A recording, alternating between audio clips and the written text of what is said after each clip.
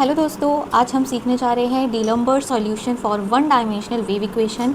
अगर हमारे पास वन डायमेंशनल वेव इक्वेशन है तो हम डीलम्बर्ट सॉल्यूशन कैसे निकालते हैं वो पूरा प्रोसीजर हम सीखने जा रहे हैं। तो हमने वेव इक्वेशन पढ़ी है, वेव इक्वेशन कैसी होती है। तो हमने सबसे पहले तो लिख लिया पार्शियल डिफरेंशियल इक्वेशन, हमें इक्वेशन पता है, this is the wave equation. तो हमने उसकी कंडीशंस लिखकर उसको इक्वेशन नंबर 1 नाम दे दिया। सो क्या है partial differential equation, u t t minus c square u x x is equals to 0। ये हमारी क्या है, पार्शियल डिफरेंशियल वेव इक्वेशन। ये कैसी है, वेव इक्वेशन। 3 टाइप की इक्वेशन होती है, वो आपको पता है, मैंने बेसिक में बताया है। Heat equation, vibration equation, diffusion. Heat equation diffusion equation एक ही होता है, वेव इक्वेशन वाइब्रेशन इक्वेशन एक ही होता है। सो वेव एंड वाइब्रेशन दोनों की एक ही इक्वेशन होती है, दैट इज़ दिस। एंड हमने ऑलरेडी पढ़ लिया है, हीट इक्वेशन और डिफ्यूजन इक्वेशन ऑलरेडी पढ़ चुके हैं, और लाप्लास इक्वेशन भी हमने देखी थी। तो हमने कंडीशन लिख ली, पार्शियल डिफरेंशियल इक्वेशन लिख दी, और उसकी इनिशियल कंडीशन क्या है, जब टाइम 0 है, u is the function of x and t, u is the function of x and t। जब टाइम 0 है तब उस फंक्शन की वैल्यू u x t की वैल्यू कितनी है, जाई x, सॉरी इसको क्या बोलते हैं अपन, ईटा एक्स। हाँ, क्या है उस फंक्शन की वैल्यू हमारी, ईटा एक्स। जब हमारा फंक्शन में टाइम 0 है तभी तो उसको क्या बोल रहे हैं, इनिशियल कंडीशन। मतलब जब टाइम 0 है तो यू एक्स ज़ीरो की वैल्यू, यू एक्स टी की वैल्यू कितनी है, ईटा एक्स, और इसके डेरिवेटिव की वैल्यू कितनी है, म्यू एक्स। ये बात आपको समझ में आ गई। तो सबसे पहले हमें क्या करना होगा, ये इनिशियल कंडीशन और पार्शियल डिफरेंशियल इक्वेशन खुद से लिखना होगा।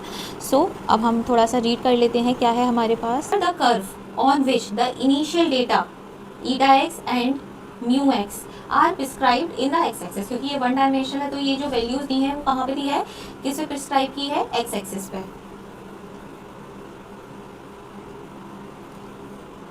Xi x and mu x are assumed to be twice continuously differential function।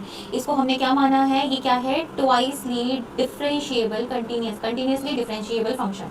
ऐसा क्यों मान रहे हैं, क्योंकि ये वेव इक्वेशन को सेटिस्फाई करेंगे, इसलिए हमने क्या माना, जो Xi x है और ईटा x है और म्यू x है वो क्या है, twicely differentiable continuously differentiable function. Here the string, अब जो वेव है वो स्ट्रिंग में तो प्रोड्यूस होगी। Here the string is consider to be an infinite extent, और ये जो हमारी स्ट्रिंग है उसकी लेंथ हमने इनफाइनाइट ऑलरेडी मानी हुई है, माइनस इन्फिनिटी टू इन्फिनिटी। सो हमें पता है जो जनरल सॉल्यूशन होता है वो क्या होता है। सो देखो क्या लिखा है, लेट, हमने माना यू एक्स टी क्या है, इसका जनरल सॉल्यूशन है, मतलब इस इक्वेशन को क्या करेगा, satisfy, the equation of wave equation क्या करेगा, सेटिस्फाई। सो हमने मान लिया let you x T denote the displacement for any x and time T. ये जो यू एक्स टी फंक्शन है वो क्या शो कर रहा है, डिस्प्लेसमेंट शो कर रहा है for any x and for any t. अब साथ में हमने ऊपर कंडीशन भी दी है, at time is equals to 0, t is equals to 0, let the displacement and velocity of the string be prescribed. हमने ईटा एक्स और जाई एक्स ऑलरेडी लिख लिया है एट द इनिशियल कंडीशन। ठीक है, जनरल सॉल्यूशन क्या होता है वेव इक्वेशन का, वेव इक्वेशन का जनरल सॉल्यूशन होता है u x t is equals to sine and okay phi, this is phi and this is sin। So the general solution of uxt is equals to phi x plus t plus sin x minus t। हमने मान लिया ये psi और phi दो arbitrary function है, तो uxt का general solution क्या हो जाएगा, वेव इक्वेशन का जनरल सॉल्यूशन हो जाएगा uxt is equals to phi x plus ct plus sin x minus ct, where phi and psi are arbitrary function, हमने मान लिया। अब हमने क्या किया, जो हमें इनिशियल कंडीशन दी थी वो हमने इसमें पुट कर दी। हमने टी की जगह क्या रख दिया, यहाँ पे 0, इनिशियल कंडीशन हमें दी थी टी इज इक्वल टू 0, तो हमने यहाँ पे पुट कर दिया टी इज इक्वल टू 0 पर यू एक्स टी की वैल्यू कितनी थी, ईटा एक्स, तो हमने वो रख दी। ठीक है, तो उससे हमें इक्वेशन नंबर ए मिल गई, कोई दिक्कत यहाँ तक नहीं।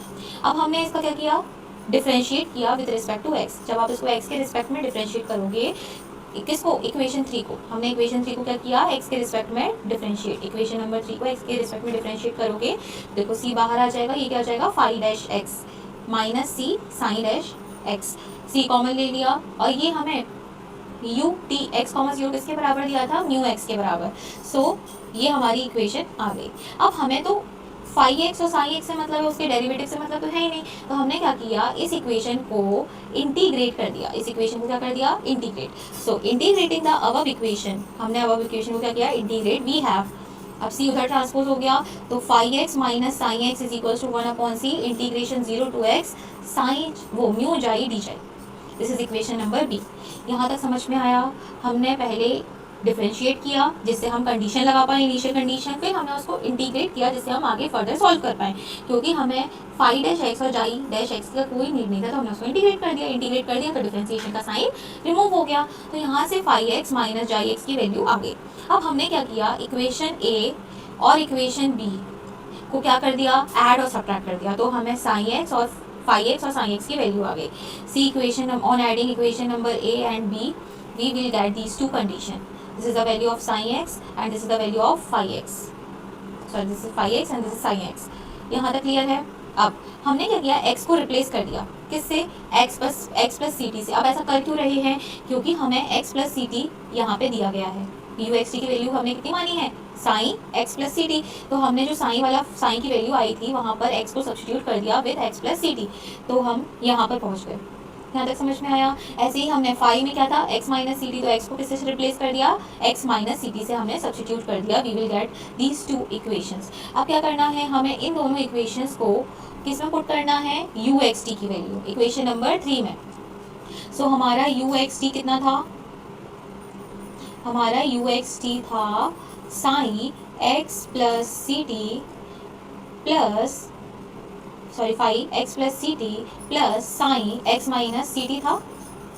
तो हम इन दोनों की वैल्यूज पुट कर दें इस फंक्शन में, तो यहाँ से हमें क्या मिलेगा, जब आप इन दोनों को ऐड करोगे तो आप लिखोगे, हाफ कॉमन ले लें, यहाँ पे क्या बचेगा, eta x plus c t plus eta x minus c t bracket close. यहाँ तक आया समझ में? अब इन दोनों को भी ऐड करेंगे तो यहाँ पे भी हमने 1/2c कॉमन ले लिया। अब ब्रैकेट में क्या आएगा, integration 0 to x minus c t, 0 to integration 0 x minus c t. Okay, I think we had done something wrong, yes we had done something wrong, that is यहाँ पे क्या था, माइनस का साइन था, यहाँ पे हमारा माइनस का साइन है ये, हाँ। तो integration 0 to x minus c t, यहाँ पे माइनस का साइन लगा देते हैं हम, mu xi d xi plus integration 0 to x plus c t mu xi d xi bracket close. यहाँ तक समझ में आया? ठीक है। अब क्या करना है हमें, इसको और सॉल्व करते हैं, हाफ कॉमन, यहाँ पे क्या आएगा, eta x plus c t plus eta x minus c t plus 1/2c। अब देखना, जब बाहर माइनस का साइन है तो इंटीग्रेशन की लिमिट रिवर्स कर सकते हैं हम, तो यहाँ पे क्या हो जाएगा, x माइनस सी टी, और यहाँ पे हो जाएगा 0, upper limit changes to lower limit, lower changes to upper, तो नेगेटिव साइन वैनिश हो गया, तो यहाँ पे क्या आ जाएगा, mu xi d xi plus 0 to x plus c t mu xi d xi bracket close. फिर हम क्या करेंगे, इसको कंबाइन कर सकते हैं, देखना क्या लिखेंगे हम, 1/2 bracket eta x plus c t plus eta x minus c t plus 1/2c। अच्छा ब्रैकेट, अब देखो यहाँ पे इसकी जो अपर लिमिट है वही इसकी क्या है, लोअर लिमिट, तो हम इसको कंबाइन करके लिख सकते हैं, यस। तो x माइनस सी टी से कहाँ तक जाएगा, x प्लस सी टी, कौन, mu xi d xi, this is called, अब लिखेंगे क्या, this is known as the D'Alembert, this is known as the D'Alembert solution of one-dimensional wave equation. This is known as the D'Alembert solution of one-dimensional wave equation. तो हमारी u x t की value कितनी आ गई, half eta x plus c t plus eta x minus c t bracket close plus 1/2c integration from x minus c t to x plus c t mu xi d xi. तो this is the D'Alembert solution, but हमने general solution क्या माना था, yes. तो हम एक बार quickly इसको revise कर लेते हैं। तो सबसे पहले तो हमने क्या माना, हमने पार्शियल डिफरेंशियल इक्वेशन मानी, फिर उसकी इनिशियल कंडीशन लिख ली, फिर हमने बोला जाई एक्स ईटा एक्स और म्यू एक्स दोनों क्या हैं, ट्वाइसली डिफरेंशिएबल कंटिन्यूस फंक्शन। ये दोनों क्या है, 2 बार डिफरेंशिएबल कंटिन्यूस फंक्शन। फिर हमने क्या किया, इसी पार्शियल डिफरेंशियल का जनरल सॉल्यूशन लिख लिया। जनरल सॉल्यूशन क्या लिखा हमने, phi x plus t plus sin x minus t, where phi and psi are arbitrary function। फिर हमने इनिशियल कंडीशन लगाई, phi t और phi x और sin x की वैल्यू निकाली और उसमें फिर सब्स्टिट्यूट कर दिया x को x प्लस सी टी से और x माइनस सी टी से, तो हमें क्या मिल गया, d'Alembert solution for one dimensional wave equation. I hope learners आपको समझ में आया होगा। ये हमने d'Alembert solution for one dimensional wave equation अच्छे से समझ लिया है। आई होप लर्नर्स आपको वीडियोस पसंद आ रही होंगी। अगर आपको ये वीडियोस पसंद आ रही हैं so please do like, share and subscribe.